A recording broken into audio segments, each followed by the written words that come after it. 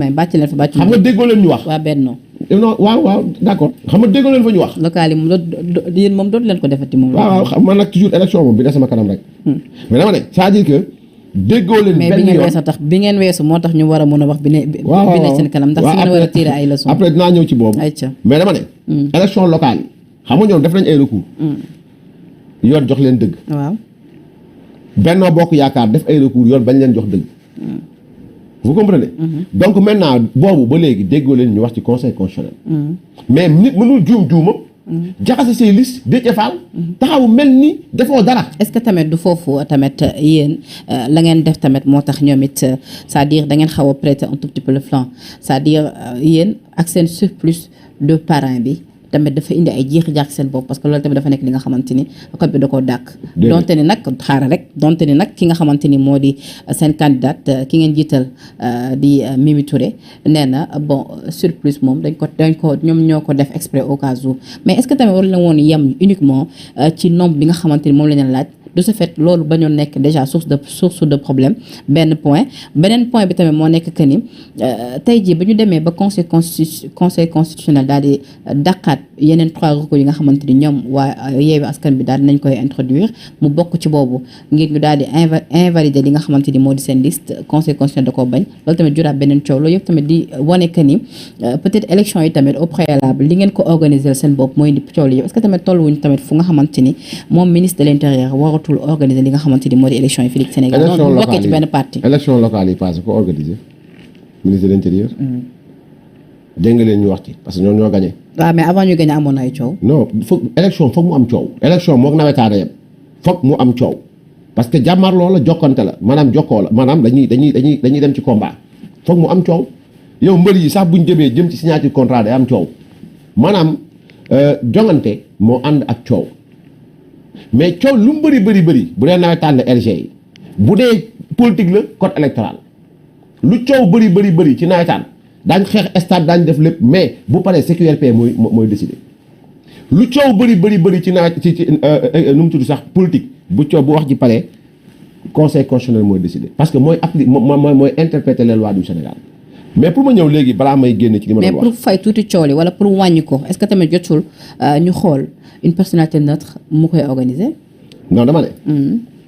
personnalité neutre ak non neutre ñoo yem xam nga tey ma jox la benn exemple. mais dina gën a dara xel. non damay wax saa dama ne. ñoom du loolu ñoom ñooy forcer nguur gi pour mu def ko. et du li ñu koy defee nañ ko mën defee le ministre de l'intérieur. dans le code électoral moo may le ministre de l'intérieur mu organiser élection yi. et depuis lors il les a très bien organisés. ba ñoom ñu am ci ba Ousmane Sonko nekk maire. Barthélémy Dias nekk maire. Ahmed Aïdara nekk maire. donc le ministre de l'intérieur bu si defoon naka su dul noonu ñoom du nekk ay maire. benn ñaar bi mooy élection Sénégal kenn mënu fee def tafatal ay lu àndement xamul tax. parce que boo demee DGE y a la Sénat qui est là-bas. y a la société civile qui est là-bas. société civile Sénégal ñëpp xam nañu duñ may président Macky Sall dara.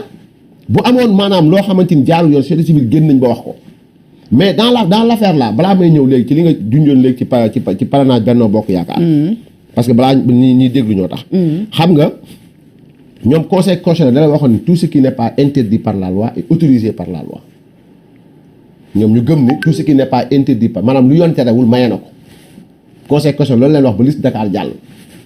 maintenant dans le cadre du parrainage tout ce qui n'est pas interdit par la loi est autorisé aussi par la loi mooy amul fenn fu ñu mën a génne ci code électoral amul fenn fu ñu mën a génne ci arrêté ak décret foo xamante dañu ne parrainage ëppee baaxul c'est-à-dire tey xam nga dañuy wax ne dans le code électoral que ni avant bu ñu fekkee ni dañuy teg commission yi nga xam moom moo jëm ci wàllu élection législative jëm ci élection locale élection yi dafa bëri façon le code benn bu ne da ko définir d'abord dafa am lu ñuy woowee élection présidentielle am lu ñuy wooyee tey ji par exemple nu mu tudd sax élection législative député am lu ñuy wooyee élection locale am référendum benn bu nekk code bi dafa wax ne diw moo koy organiser yéen day baax ni moo ñë boo ñëwee ci élection député élection maire yi c'est le ministère chargé des élections ministère de l'intérieur moo koy organiser de concert maintenant avec l'administration territoriale loolu benn la ñaareel bi mooy le code électoral dans l'article L 57 dafa wax ni le ministre de l'intérieur mooy jël arrêté pour wax yan modalité dañuy jëlee parrainage donc parrainage dala wax ni surplus maanaam la ëpp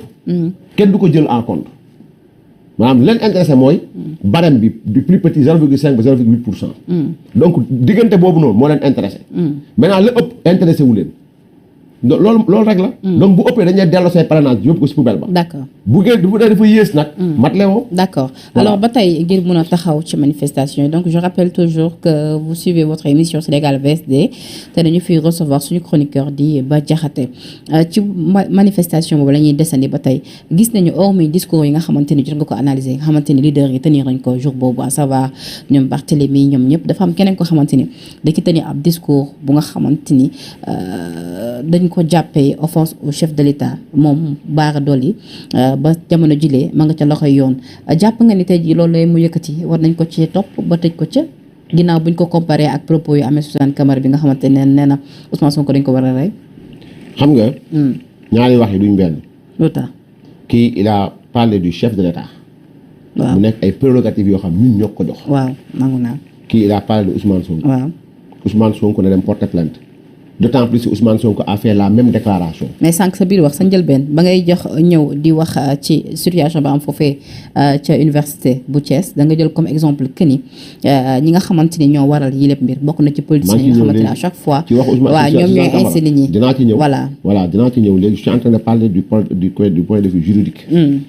Le procureur bu citoyen taxawee de surcroît un député du peuple Bara Dolly nga taxaw nga le président Macky Sall wax ci teg ci wax ju bon le procureur il s'autosaisi parce que le président de la République est une institution mu dem taxaw amul lu mu wax mu ne waxu moom président de la République Macky Sall laay waxal en tant que chef de parti. waaw ba pare tamit nee na wax ji ku nekk ak na koy déggee rek. waaw maa ngi ñëw. voilà donc mu wax Macky Sall lay wax en tant que chef de parti donc palais bi wutu ci dara Macky Sall en tant que chef de parti il reçoit pas au palais moo wax ko fekkoon dafa wax ku mu recevoir permanence am wala Mermoz dans ce cas ñu xam waxu la Macky Sall président de la République. ñetteel bi mooy da nga wax ni day réew mi Macky Sall président de l'APR yoonam newul par exemple par rapport ak li ñu dénk réew mi buy APR lay donc amul lenn ci li mu wax loo xamante ni mën nga dédiru dellu ginnaaw loo xamante ni procureur doo teg loxo te moment yi may wax dafa naa mi ngi nekk mandat de dépôt. waaw parce que il faut que dans ce pays les gens sévissent te du moom kese lañu war a jëli sax Ousmane Sonko même devrait être appréhendé. maintenant léegi. lu tax. dina ñëw ci kanam. waaw loolu émission bi ngi développé wu. dañ ñëw ci kanam maintenant kii il parle avec Ousmane Sonko. donc Sonko a dit pire que ça à l'endroit des députés du Sénégal. Sonko a dit pire que ça à l'endroit des géwéls du Sénégal. Sonko a dit pire que ça à l'endroit de tout le monde. de tout le monde amul ku mu fi yàkkalul keroog lu mel ni xame biir obélisque. donc si Ahmed Suzanne Camara parle de ça donc Ousmane Sonko la waxal peut-être en répondant il a un peu exagéré ci mots yi.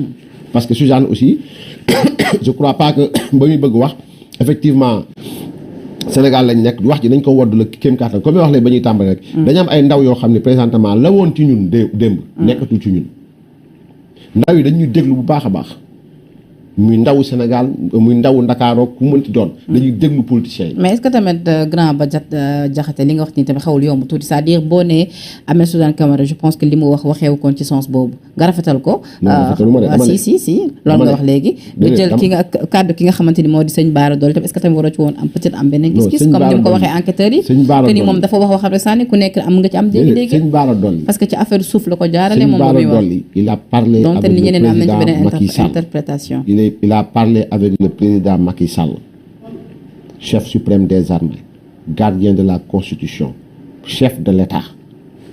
yaa ngi dégg baax li mu wax donc investir de prérogatives yoo xam ni yoon moo ko may mooy président kenn du ko jàll baat te loolu noonu sax waxu yàlla la yàlla moo ñu digal bu ñuy wax ci njiit ak bu mu mënti doon keroog ba muy yónni Moussa ci Firawna ci yoom daf ko ne wa quulaa lahu qawlan layyinan donc bu ngeen demee ci moom na ngeen wax ak moom wax bu tegginu parce que buur la. même bu ñu nekkee ci réewum démocratie. non dama ne démocratie weddi lu waaye neex wax démocratie dañ koy encadrer démocratie tekkiwul saaga nit démocratie tekkiwul ngay saaga président de la République démocratie dañ ko wodd c'est-à-dire woddu démocratie moo tax nag li la yor sa liberté fi mu yem foofu la liberté keneen ki mais bu ñu ko bëggee jàppee nii également tamit opposant non noonu la ñu war a jàppee xam nga lu tax ay propos yenn propos yi dañu tëj leen tamit rëbës dina fees déggoo fii nit taxaw ne wax président de la République ne mbaam la Karim Xrum Xax wax na ko fi Guy Marius Sagna il dit ce qu'il veut puis day wax kenn ku ne réew mi da ngay wax lu la neex mais gis nga dañ doon moment boo xamante ni aussi les gens il faut les mettre devant leurs responsabilités mooy que njiitu réew mi je parle pas du président Macky Sall demain Ousmane Sonko pourrait être président de la République demain Bara Dolly peut être président de la République demain Habib Sy ou Koroso peut être président de la République est-ce que nu muy sàllaloo instant yi nii Moussa Fall général Moussa Fall ni muy waxee ak la police ni muy waxee ak les 7 sages bu subaa s'il est devenu chef suprême des armées est-ce que bëgg na ko wax ak moom noonu ban bët la ko généraux yi di xoolee ak colonel armée yi parce que il leur donne aucune considération amul benn respect benn maa ngi ñëw rek Barthélémy Diaz maire de Dakar ñu fal la nga nekk agent d'abord de l'État Barthélémy double agent la c'est-à-dire que ni déjà agent la maanaam représentant fi mu dëkk la mais représente l'État en même temps nga dem di teg dënn ay policiers ci loo xam ne yow xam nga li ngay wax nag demeewul noonu mooy jour bu dem buntu DG di wax ne nguur gi moo bëgg invalider listam te moment boobu ñoom ñëpp xam nañ ni Déthié xam na Salif Sall xam na ñoom xam nañu nga taxaw di bàkk alkaati yi nekk foofu buñ la fekkee da ngay gis léegi benn jeune bu taxaw ci balcon des policiers armés dellu ginnaaw devant une population désarmée nga filmer ko nga ne policiers yi ñi ngi daw ñi ngi daw yi nga ñooñu heureusement que dañ leen former ci voilà donc ci fànn bu nekk ci nan nga mën a defanteeg population bi moo tax souvent duñ topp nit ñi ci yenn yi. D'accord. mais il suffit que benn nit boo xamante ni peut-être mer na.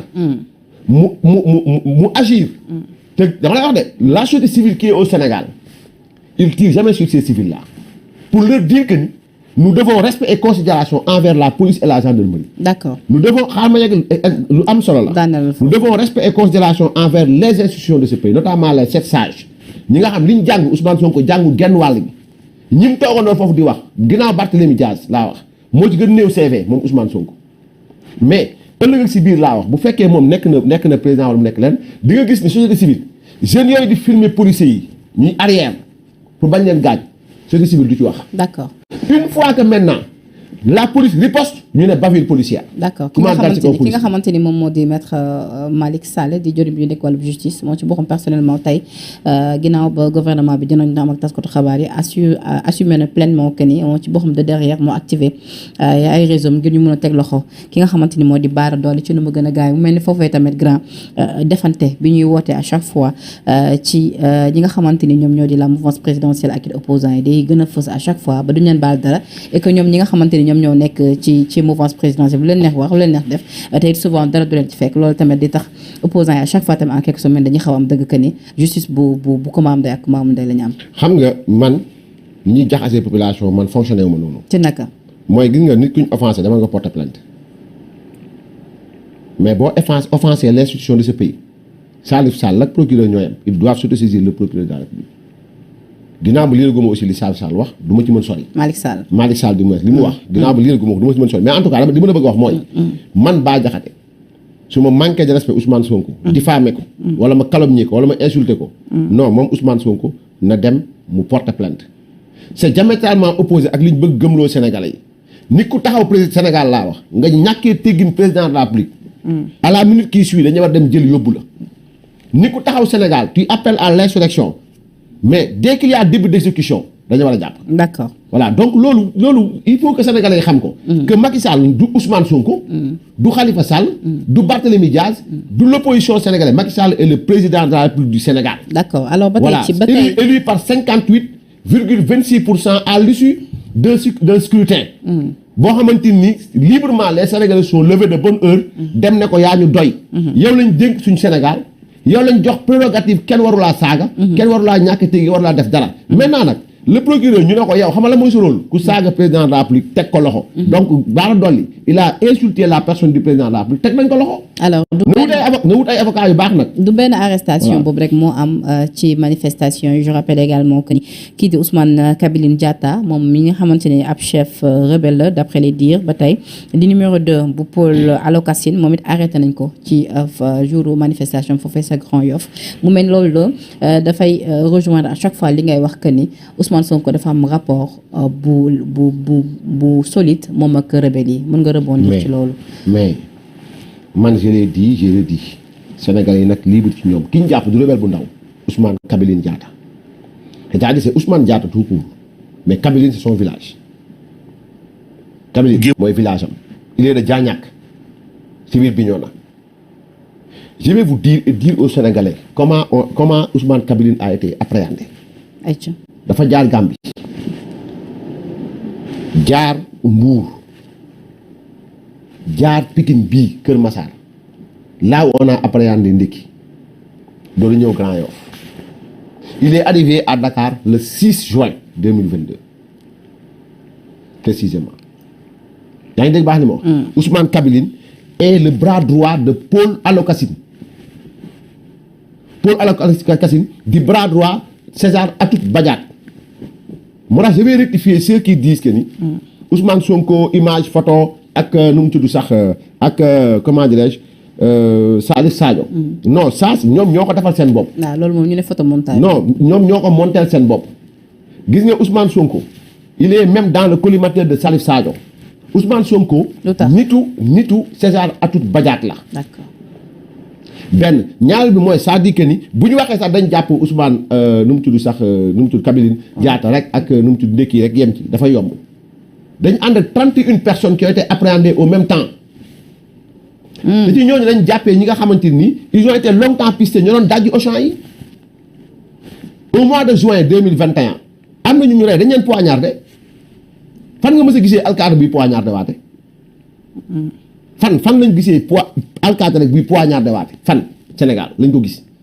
donc moo tax ma ne la ñu jàpp te si kanam tuuti wax naa ko sànq ba may commencé Ousmane Sonko li koy xaar nga koy xaar ci kanam tuuti vous verrez après ces auditions que la ma waxoon démb ak bërki démb ci Ousmane Sonko accointant bi mu am ak rébellion Casamance parce que c'est pas par hasard nag. mais grand tamit est-ce que tamit souvent tamit yomb tamit propos yi ngay tenir tout le temps. Ousmane non xam nga tey propos yi bu yomboon. am na accointance xam nga propos yi bu yomboon laa wax te gisuñu ay preuves yoo xamante waaw xam nga benn preuve fu mu commencé. est-ce que jàpp nga ni nguurub Sénégal ñoom waaye di xam nga mu leer leen que Ousmane Sonko rebelle xam nga li ma ci fekk man may wax.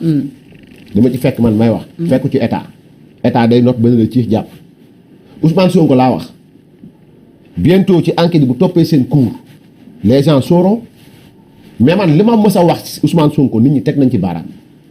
foo teg nii primo xaaral maa ngi ñëw rek lu ma mës a wax si Ousmane Sonko laa suba ba ngoon jot nit ñi duut nañ ci baaraam. ak ki ñu jàpp tamit ban preuve la ñu am que ni en réalité rebelle la. yow déjà man. preuve bu tangible déjà man j'ai assez servi dans l'armée assez été en position avancée pour xàmmee ràññee déjà démb si am na seen benn organe de presse bu génn di déem a démentir mu ne xaw ma Abdou Elinkine Diatta la xaw ma Ousmane xaw ma kan lañu wax ni mu ne kooku la déjà ki muy wax. Maguette la pas la kii il est entré très tôt dans la rébellion moom ak Daniel ñoo yem benn ñaareel mooy c'est-à-dire man je n'ai jamais dit quelque chose boo xamante teguma ci baaraam César Atoute Badiate moo wax ni leader bi ñu doon xaar depuis Émile Badiate mooy Ousmane Sonko c'est pas mieux dire waxi Atoute Badiate la. waaw mun na ko wax te fekk amuñu benn rapport. waaw d'accord xam nga peut-être yéen xale ngeen 1982 peut-être daf fekk ngeen nekk ay xale. ñu doon sax. très bien. En 1982 gis nga rébellion Casamance ku ko suivre mënoo ko xam ils ont attaqué préfecture gouvernance ak base militaire pour faire descendre le drapeau du Sénégal takk fa ay drapeau yu weex yenn drapeau MFDC benn ñaareel bi mooy c'est-à-dire que César Atoute Badiate Kourouma Sané Ousmane Kabiline Diatta ñi ñu jàpp nii ñi ma lay wax nii Kourouma Sané ñoom Salif Sadio ils se considèrent pas comme sénégalais bay wax naan leader Sénégal bi ñu doon xaar ngi nii parce que ñooñu dañ jàpp ne Sénégal dëkk la Casamance dëkk la donc man leen ku bëgg xam relation diggante César Atoute Badiate Ousmane Sonko dama koy laaj ma wax la ko le père de Ousmane Sonko Mamadou Sonko est l'ami intime de César Atoute Badiate avec qui d'ailleurs il a travaillé lors de l'assassinat des 7 nordistes sénégalais man li ma wax dafa clair c'est-à-dire wax naa ko partout maintenant libre au Sénégal ñu gëm wala ñu ñàkk gëm son père renseignait les militaires rebelles les rebelles du parce que duñu ay militaires. moom papa Ousmane parce que je l'ai dit. il s'appelle Mamadou Sonko. il est mort en 2012.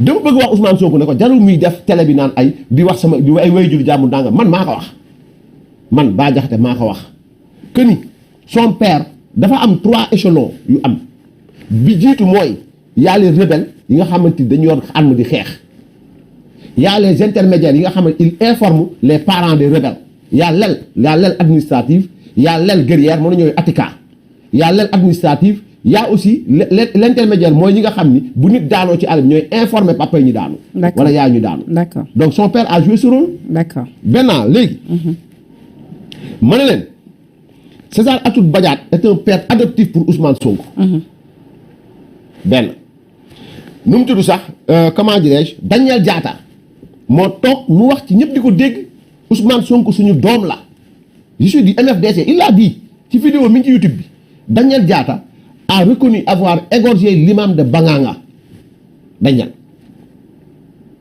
Ousmane bii ñu jàpp Kabiline Diatta il a joué un éminent rôle dans la rébellion bu naa leen du rebelle bu ndaw c'est un chef rebelle. kon daal Ousmane Sonko da nga bëgg wax rebelle la. non maa ngi ñëw rek maa ngi ñëw. rapidement parce que liñ ci la. voilà c'est un chef rebelle Ousmane Kabiline c'est un chef rebelle. Maintenant comment les Sénégalais peuvent-ils comprendre que Ousmane Sonko dafa toog mu wax il appelle 200 000 personnes pour ñu dox jëm palais la veille de son appel les rebelles sont au Sénégal. amun nañ ko bëgg yàqal daal di ciy rax rek. non du wax. waaw c'est-à-dire c'est bien gis nga nag Sénégal dañuy toog ba gis nga jour boobu noonu si le général Moussa Fall mënul woon liggéeyam le ministre de l'Intérieur Félix Antoine Diome mënul liggéeyam Sénégal da ngay dox nit ñi manifesté wu ñu nekk ci biir manifestant yi rey leen. je vous dis et li ma wax bu fekkoon man kese maa ko wax vous avez entendu l'intervention du commissaire Keita du major Kandji.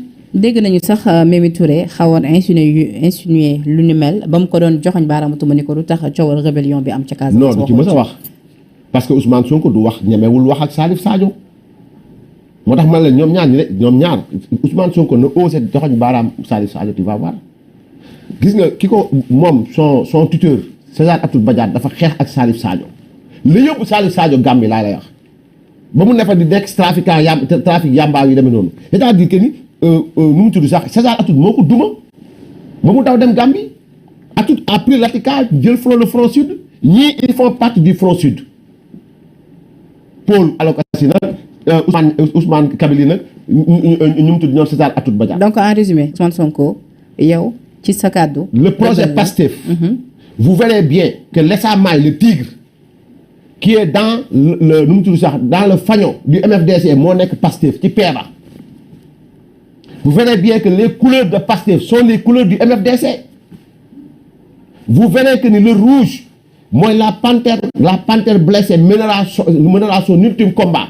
Bërki dem mu taxaw télé bi wax bii wax day jox ay kodam nit ñi di ko dégg mais ñi muy waxal peut-être ils vont comprendre un jour. mais révélation yi ngay def tout le temps nag ci Sonko grand même su fekkee ne peut-être waaw da nga koy def peut-être pour alerter ñu dañoo jàpp ni peut-être c'est la personne qui te plaît pas moo tax nga koy non man je me suis battu voilà ngay wax yéen ci moom je me suis battu pour ça déjà primo mooy réew mi man dama jàpp ne bu amee parti patriote man du ma xëccoonteeg ñoom patriotisme je suis 10 000 fois plus patriote que Ousmane Sonko loolu benn la